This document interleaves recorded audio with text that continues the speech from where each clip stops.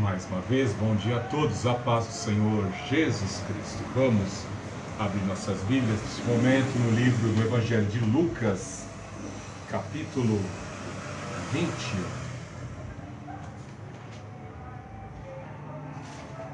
Lucas, capítulo 21, verso 34 em diante. Evangelho de Lucas 21, do verso 34 em diante. Cuidai de vós mesmos, não aconteça que o vosso coração se encha de devassidão, embriaguez e preocupações da vida, e aquele dia vos surpreenda como uma armadilha, porque ele dirá sobre todos os que habitam na face da terra. Vigiai, pois, orando em todo o tempo, em todo o tempo, para que possais escapar de todas essas coisas que haverão de acontecer e ficar em pé na presença do Filho do Homem. Durante o dia, Jesus ensinava no templo, e depois de sair, passava a noite no monte chamado das Oliveiras. E todo o povo ia de madrugada ao templo a fim de ouvi-lo. Verso 22, alguns versículos. Capítulo 22. Aproximando-se a festa dos pães sem fermento, que se chama Páscoa, e os principais sacerdotes, os escribas, procuravam um modo de matá-lo, mas tinham medo do povo. Então Satanás entrou em Judas, de sobrenome Iscariotes, que era um dos 12, e ele foi combinar com os principais sacerdotes e com os guardas do templo, de que forma entregaria Jesus. Deus Altíssimo, Deus de amor, Deus de poder, eu te louvo e te exalto por esta palavra, Senhor Jesus, que o Senhor nos traz. Que exortação preciosa, meu Deus, de como devemos nos portar, proceder, qual é a condição em que devemos nos encontrar, nesses dias de pressão cultural, nesses dias de batalha espiritual, de batalha cultural. Senhor Jesus Cristo, são pressões em todos os locais onde nós cristãos assim estamos, até mesmo ao pregar a Tua palavra, Pai. Estamos cientes da pressão, da batalha que está ao nosso derredor. Por isso suplicamos o Teu poder, a unção do Espírito do Senhor, como está em Isaías 61, o Espírito do Senhor Javé está sobre nós, para dar continuidade à pregação da Tua palavra e cumprirmos a Tua missão. Em nome do Senhor Jesus Cristo, Pai, te suplicamos poder para pregar a Tua palavra. Eu, pastor Fernando, coloco os meus sentidos à Tua inteira disposição, a minha vida à Tua inteira disposição. Senhor Jesus, exorta, Pai Santo, nesta manhã usa a minha vida, e que esta palavra e estas orientações possam ficar guardadas nas mentes de todos que aqui nos assistem no templo da Remanescente Cristã Filadélfia, e na vida de todos aqueles que nos assistem pela plataforma do YouTube e do Rumble.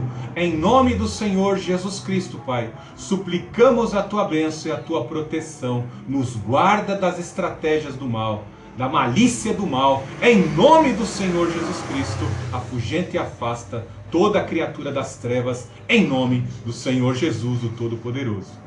E assim glorificamos o Pai, glorificamos o Filho, glorificamos o Santo Espírito. Talvez você já observou como é a contratação de algum gerente, de algum supervisor, dos CEOs das grandes corporações. Uma das perguntas essenciais que são feitas àqueles que passam por recrutamento, que passam pela seleção para o comando de algumas grandes empresas em determinadas fases em que essas empresas se encontram, a necessidade do CEO, do supervisor, do gerente, de saber trabalhar sob pressão. Porque uma coisa bem certa, a concorrência que vemos hoje no mercado de trabalho, a concorrência no mercado profissional, a concorrência entre as empresas, trazem, de certa forma, muitos agravos nocivos e psicoemocionais sobre a vida daqueles que vão exercer comando e liderança, a cobrança de metas para se, de certa forma, atingir essas metas e assim não prevalecer prevalecer e não sucumbir diante de uma concorrência acirrada é ter equilíbrio emocional.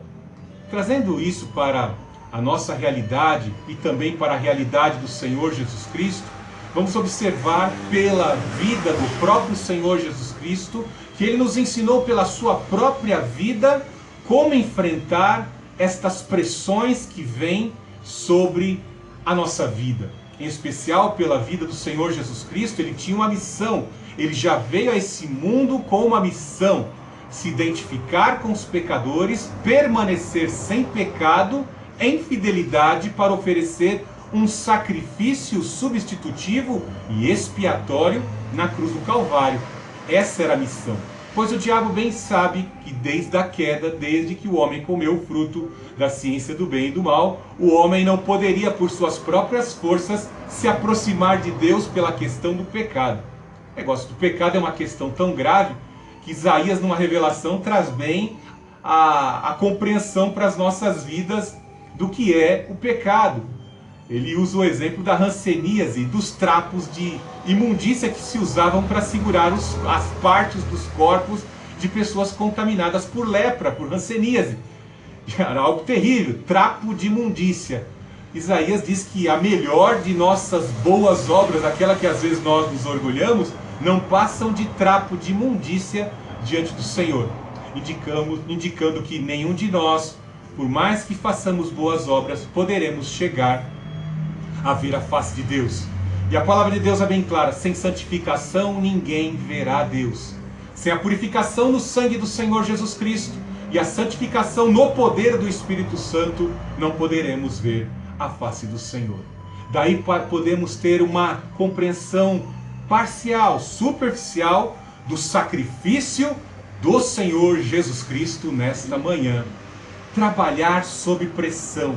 O Senhor Jesus Cristo nos fala de épocas de pressão. Como eu disse na introdução, existe uma pressão cultural, uma batalha cultural ao nosso derredor.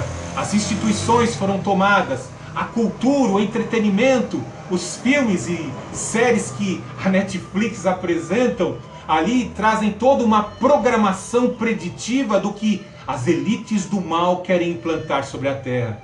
Uma nova ordem social, uma nova ordem religiosa, uma nova ordem cultural pagã, licenciosa, imoral, totalmente contrária aos padrões estabelecidos pela palavra de Deus. Nós temos que estar preparados para esta batalha cultural que vem diante de nós. Porque se nós cedermos nesta fase em que o cumprimento das profecias estão cada vez mais explícitos, poderemos estar derrotados e poderemos sucumbir na jornada. E o Senhor não quer que você sucumba nessa jornada. Ele quer te fornecer orientações. Ele quer te fornecer o caminho. Ele quer te fornecer poder para vencer diante desta pressão que advém sobre todos nós. Trago essa proposta de mensagem nesta manhã. Como prevalecer diante das pressões que a igreja tem sofrido. Veja aqui no verso 34, no 21, 34. Cuidai de vós mesmos. Cuidai, logo entendemos que temos que ter zelo com as nossas vidas. Assim como você escova os dentes todos os dias, você com assiduidade cuida do seu corpo, toma banho, faz a higienização pessoal todo dia, você tem que cuidar da tua vida moral e espiritual, porque é por ela que você vai alcançar o reino dos céus. O Senhor sonda a motivação com a qual você cuida da tua moral, da tua vida espiritual. Muito cuidado, o excesso de zelo também pode fazer você cair no farisaísmo, né? Você começa a se achar santo demais, justo demais, e começa até a tomar banho com roupa. Cuidado, né? Não estamos aqui pregando coisas absurdas, mas há uma necessidade de você ter zelo, fazer manutenção diária da tua vida, se lavar no sangue de Cristo e se purificar, se santificar no poder do Espírito. Não aconteça que o vosso coração encha de devassidão. Note aqui o Senhor Jesus Cristo falando de uma das consequências e implicações da degradação. do pecado original. Então logo o homem que era santo e a sua mulher eram santos, podiam contemplar Deus face a face, andavam lado a lado com a presença de Deus no Éden, na virada do dia, mas de repente, por consequência do pecado, agora não podiam mais ver Deus face a face. Né? Que situação terrível! Como se aproximar de Deus? Logo, automaticamente, depois por terem comido, por implicação de terem comido o fruto da ciência do bem e do mal, o mal entrou na consciência dos homens. Os homens começaram agora a olhar para si mesmos, egoístas, e atender todo esse egoísmo, por pensar que é um Deus. O conhecimento traz orgulho, a devassidão, a imoralidade, as forças reprodutivas dentro dos homens, no que diz respeito à relação sexual, os homens ativos, as mulheres passivas. Então, essas forças tinham que ser controladas e o homem muitas vezes não consegue controlar essas forças. Veja o orgulho da vida acadêmica, o que causa em certos cientistas dos dias de hoje. Veja o orgulho de algumas pessoas que são bem dotadas fisicamente, como elas exploram seus corpos para ganhar dinheiro. E até alguns jogadores aí de futebol que caem na lascívia, né? Que caem na imoralidade, acham que pode ter todas as mulheres do mundo, querem experimentar todas as formas, todas as etnias e todos os contornos possíveis dos corpos das mulheres, né? Veja que o Senhor Jesus Cristo fala disso. Permitir que a devassidão, a lascívia, a imoralidade comece a entrar nos corações. Você sabe lidar com a imoralidade? É algo interessante que José nos traz um grande exemplo, né? Nós vemos que a palavra de Deus nos ensina a suportar a provação que vem da parte de Deus para os nossos corações. Deus nos prova para nos aprovar, porque Ele sabe de todas as coisas. Ele quer acrescentar e agregar por meio da provação nas nossas vidas. Mas com relação à tentação, o Senhor Jesus e o próprio José nos ensina a fugir da tentação, a fugir da aparência do mal, a abandonar o mal, porque o mal é algo complicado. Paulo usa na carta aos Coríntios que a imoralidade sexual traz contaminação. Não entregueis os vossos corpos à imoralidade, às meretrizes, indicando que existe uma contaminação espiritual. Veja nos dias de hoje, quantas mulheres não trazem doenças psicoemocionais por conta da vida sexual ilícita. E não são só mulheres, não, até homens cometem torpeza por conta de relações sexuais ilícitas. Deus estabeleceu regras para os seres humanos, são ordens eternas do soberano Deus, mas o diabo na consciência dos homens, fomentando o mal na mente dos homens, leva os homens à devassidão, à imoralidade.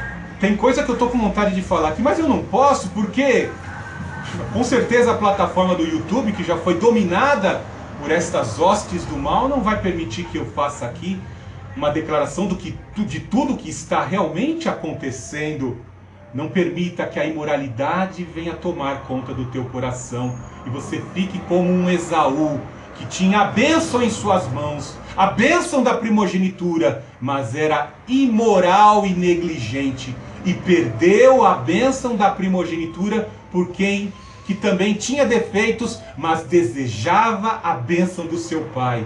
Desejava cumprir a bênção do seu pai, a bênção da primogenitura. O Jacó virou Israel, Israel se tornou uma grande nação, e por meio dessa nação, por meio do Senhor Jesus, todos nós somos abençoados.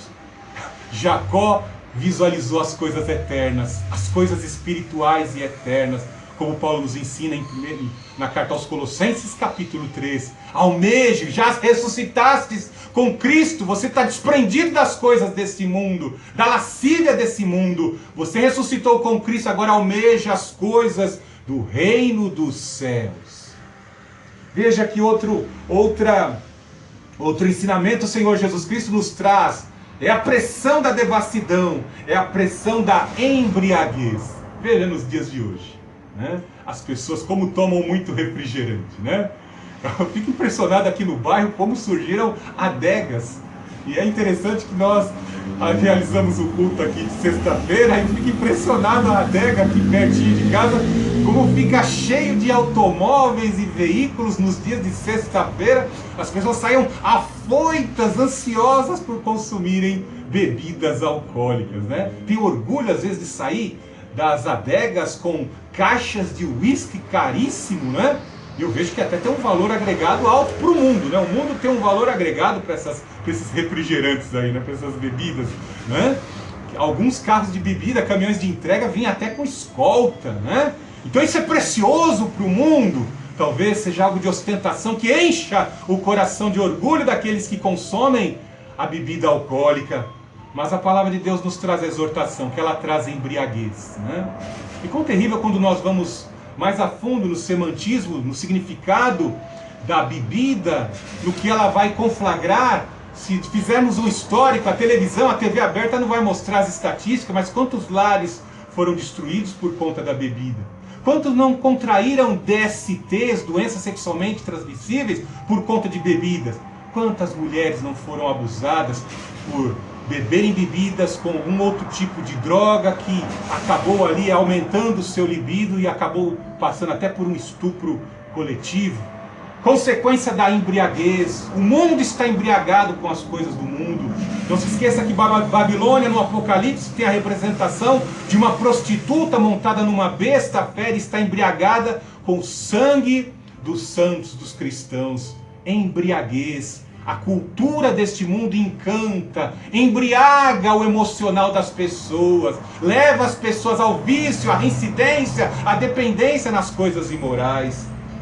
Veja algo que de certa forma acomete não só o mundo, mas também acomete a Igreja de Cristo, as preocupações com a vida. Paulo fala que se nós cremos em Jesus Cristo somente para as coisas desse mundo, somos o mais miserável de todos os homens. Jesus Cristo não serve só para soluções do nosso problema de desemprego, a enfermidade crônica ou outros problemas que nós passamos aqui, as vicissitudes que passamos aqui na terra.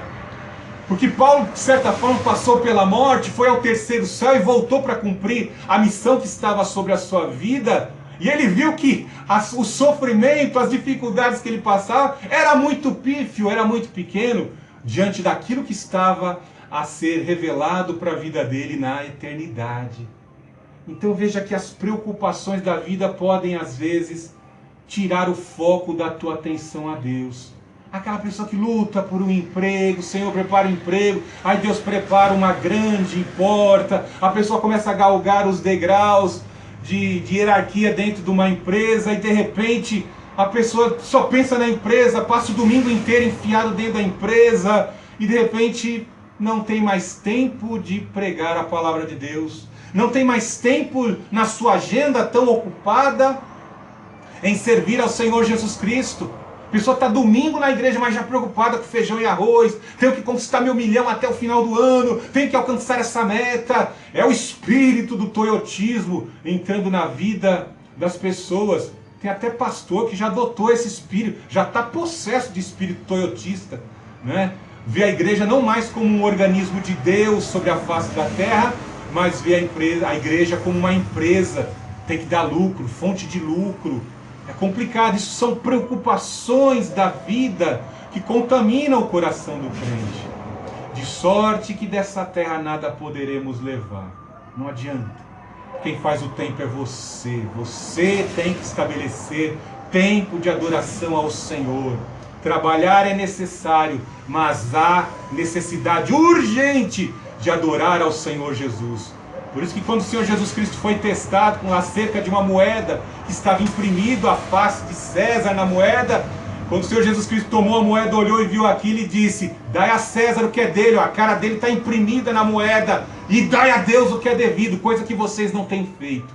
Vocês aparentam ser adoradores, fariseus, mas vocês não são adoradores. Que nenhum de nós da Igreja de Cristo possa ser colocado como os fariseus, falsos adoradores hipócritas. Veja que ele fala aqui, ainda nesse verso 34, aquele que, as preocupações da vida, e aquele dia vos surpreenda como uma armadilha. Veja que a devassidão, a embriaguez e as preocupações da vida podem ser armadilhas. As pessoas ficam amarradas na devassidão, na imoralidade, viciadas em entretenimento imoral, viciadas, embriagadas com as coisas do mundo, com a cultura desse mundo, com a ostentação desse mundo, em conquistar, somente pensam em trabalhar. Tudo isso é armadilha. Nós temos que ter um equilíbrio entre as coisas que estão ao nosso redor. Porque se nós nos demonstrarmos fracos diante desses 3 pontos, a devassidão, a embriaguez e as preocupações humanas, nós já estamos presos em armadilha. E aí somente o poder de Deus, somente o poder de Deus para entrar na casa e ali estar derrotando aquele que está mantendo o cativeiro, Satanás e os seus agentes, e expulsar e limpar a casa, como limpou a casa de Maria Madalena, que via na sua fonte de lucro a prostituição. E o Senhor Jesus adentrou a casa dela, expulsou 7 espíritos imundos que a mantinham cativeiro em seu corpo, e ela foi liberta. Louvado seja o Senhor Jesus Cristo. Veja no verso 35, porque ele virá sobre todos os que habitam sobre a face da terra. Note que o dia do Senhor é terrível. Ele vai surpreender tanto os cristãos, como também, de certa forma, vai surpreender os que são do mundo. E aí entram algumas escolas de interpretação, mas uma coisa é bem certa. Sendo a igreja, se a igreja passar pela tribulação ou não passar pela tribulação, uma coisa é bem certa: haverá critérios de separação de Deus. Os bodes vão ser separados das ovelhas. Se vamos ser arrebatados, amém, louvado seja o nome do Senhor Jesus Cristo, não passaremos pela grande tribulação, vamos subir para a glória e honra do Senhor Jesus Cristo, e os que ficarem sofrerão os juízos e os flagelos que estão contidos lá em Apocalipse. Haverão de ser governados pelo rei, um rei que é liberal, um rei lascivo, um rei imoral, que permite toda forma de degradação cultural, que vai ficar sobre essa terra. E aí a pessoa vai poder se esbaldar e passar também a eternidade num lugar onde não vai ter mais crente incomodando. Chega desses crentes falando, né? Na plataforma do YouTube tá assim: crente não pode falar, crente é retrógrado, né? Eles odeiam crente falando. Calma, calma, você vai ficar com o seu Deus. Já já vocês vão ficar com o seu Deus e vão passar a eternidade com Ele no fogo do inferno. Não tem problema, vocês vão passar a eternidade com Ele, né? Vigiai, pois orando em todo o tempo. Veja como o Senhor Jesus Cristo ensina estratégias para não ser pego em armadilha. Vigiai e orai. Ah, pastor Fernando, eu durmo. Porque você não desenvolveu a disciplina da oração. Porque você muitas vezes não quer disciplinar o seu corpo, submeter ao seu corpo a oração. Nós vamos aqui depois analisar o que o Senhor Jesus Cristo nos ensina como algo que ele fazia costumeiramente com alguns discípulos e pessoalmente, porque ele sabia o peso, a responsabilidade do que estava sobre os ombros dele, a missão que ele tinha para realizar.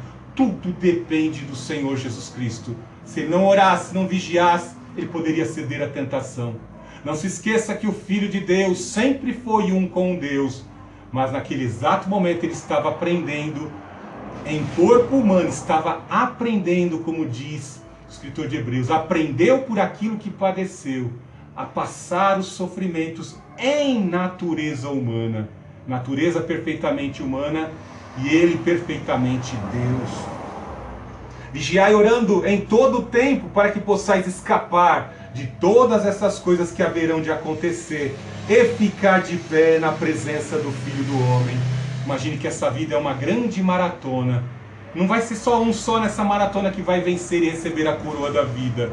Todos que permanecerem de pé e conseguirem sobreviver a essa maratona em santificação, obedecendo a Deus, sendo fiel até a morte, morte de cruz. Se mataram seus corpos em torturas, eles vão cruzar a linha de chegada. Os que morrem são aqueles que perecem com os encantamentos do deserto. São aqueles que param lá no meio do deserto para cultuar os demônios cabeludos, como nos diz 1 Coríntios 10. Para cultuar o demônio cabeludo, lá no meio do deserto, a imoralidade que o deserto oferece. Existiam tribos nômades que praticavam cultuavam seu Deus, cabeça de bode, o cabeludo lá, e faziam muita imoralidade. E alguns do povo de Deus foram lá cultuar o Deus cabeça de bode, os demônios cabeludos, e foram prostrados no deserto. Não chegaram na terra prometida. O deserto consumiu suas carcaças. Foram presos na devassidão, na armadilha da devassidão, ficaram por lá, e na embriaguez também. Veja que ele fala no 37, durante o dia Jesus ensinava no templo, e depois de sair, passava a noite no monte chamado Oliveiras. Veja como o Senhor Jesus Cristo mostra pela sua própria vida. Sede meus imitadores como eu sou de Cristo Jesus o Senhor.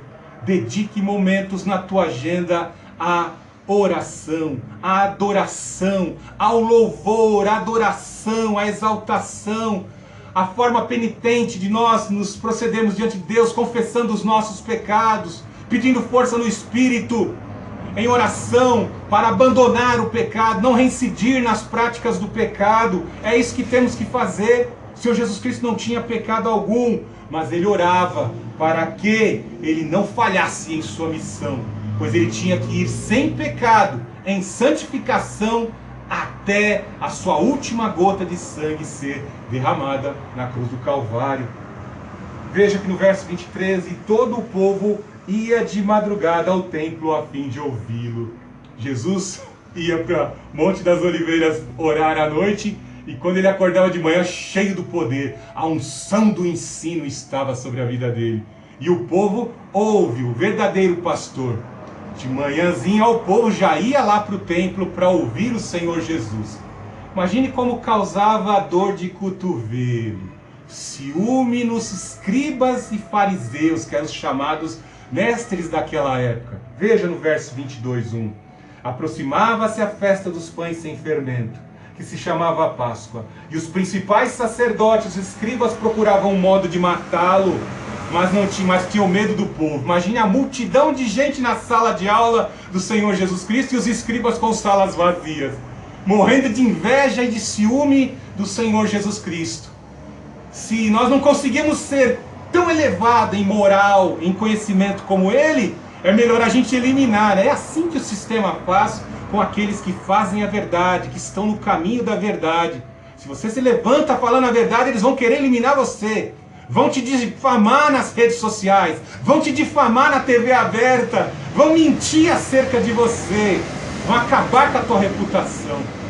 Imagine como a difamação, falar mal de alguém, para alguém que não está preparado. Vamos voltar para a introdução que eu falei. Você sabe trabalhar sob pressão? O Senhor Jesus Cristo vai nos dar uma exposição disso ali no Getsemane. Você sabe trabalhar? Você sabe cumprir a missão de Deus sob pressão emocional? É um negócio complicado, porque para nós é algo difícil. Alguém difamando você, alguém não gosta do seu nariz, não gosta da sua pele, não gosta da sua cara, da roupa que você veste, e criticam, tentam pôr você para baixo. Você trabalha, luta para ter um carrinho, mas tem alguém que desprestigia o seu carro, tem alguém que está sempre tratando você com desdém. Isso causa pressões emocionais sobre a vida das pessoas. E nós às vezes não sabemos lidar com isso. E o que acontece quando alguém não sabe trabalhar, sobreviver e cumprir o propósito de Deus sobre pressões que vêm ao nosso redor? Acabam como Pedro. Talvez não vai dar tempo a gente chegar, por isso eu já antecipo. O Pedro não soube trabalhar com essa questão. Ele recebe a revelação de Deus. O Espírito de Deus revela que Jesus é o Messias, que é o Filho de Deus, que estava ali encarnado. E poucos instantes depois, antes que o galo cante, ele o nega 3 vezes, porque não soube trabalhar com a pressão que veio ao redor dele.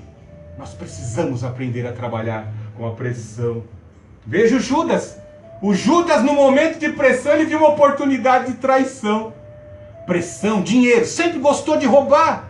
Sempre gostou de roubar. E viu naquele momento, é a hora de eu ganhar o dinheiro de um escravo. Posso até, depois aqui de trair Jesus, eu vou ter até dinheiro para ter um escravo para carregar a bolsa de dinheiro para mim que eu roubava. Né? Olha só, vendeu o Senhor Jesus Cristo com os conspiradores ali. Isso tudo é na calada da noite. Aqui o povo estava em época de pães asmos. Está dizendo aqui no 22, O povo tirou o fermento das casas. Do dia 14, do dia 15 até o dia 21 não tinha fermento em casa. O povo ficava em contrição, se lembrando do livramento, do dia da independência, lá em 14 de abril de 1445 a.C.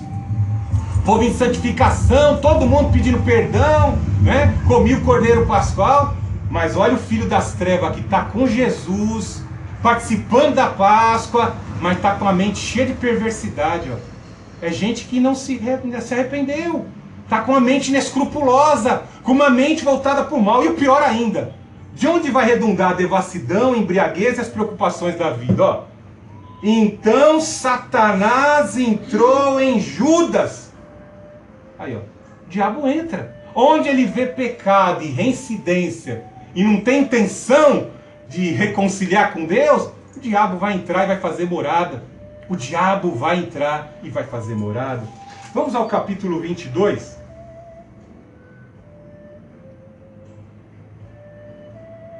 Veja no Getsemane, no verso 39. Eu tinha mais algumas coisas a falar. No verso 35 ao 38, o Senhor Jesus Cristo parece que cai em contradição com algo que ele ensinou, né? Num outro evangelista ele diz para não levar sacola, não levar bolsa, não levar espada.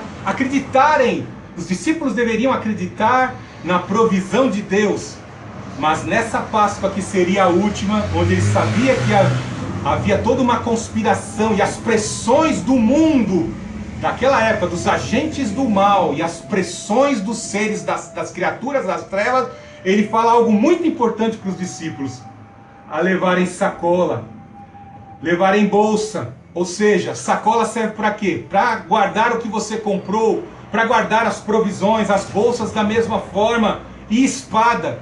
Espada não está em contradição com o Senhor Jesus Cristo ensinou, não. Eu não sou desarmamentista. Eu sou a favor de todos terem arma. É interessante, né? O Senhor Jesus Cristo defendia isso. Pedro fala aqui, ó, nós temos 2 espadas aqui, Senhor.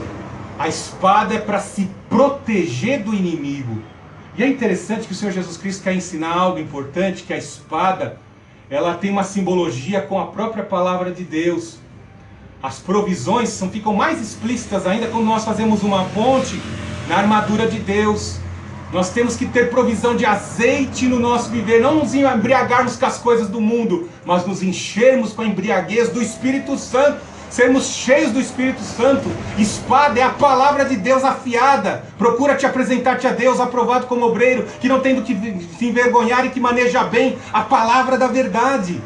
É essa espada que nós temos que ter. Tanto é que aí no verso 38, veja aí no 22, 38, eles disseram: Senhor, temos aqui 2 espadas. Ele lhes respondeu: é o bastante, basta. Vocês não estão entendendo ainda. É simbólico. Jesus não quer que eles tenham um monte de espada para sair matando as pessoas. Não aceitou Jesus, vai tomar uma espadada. Não, não é isso.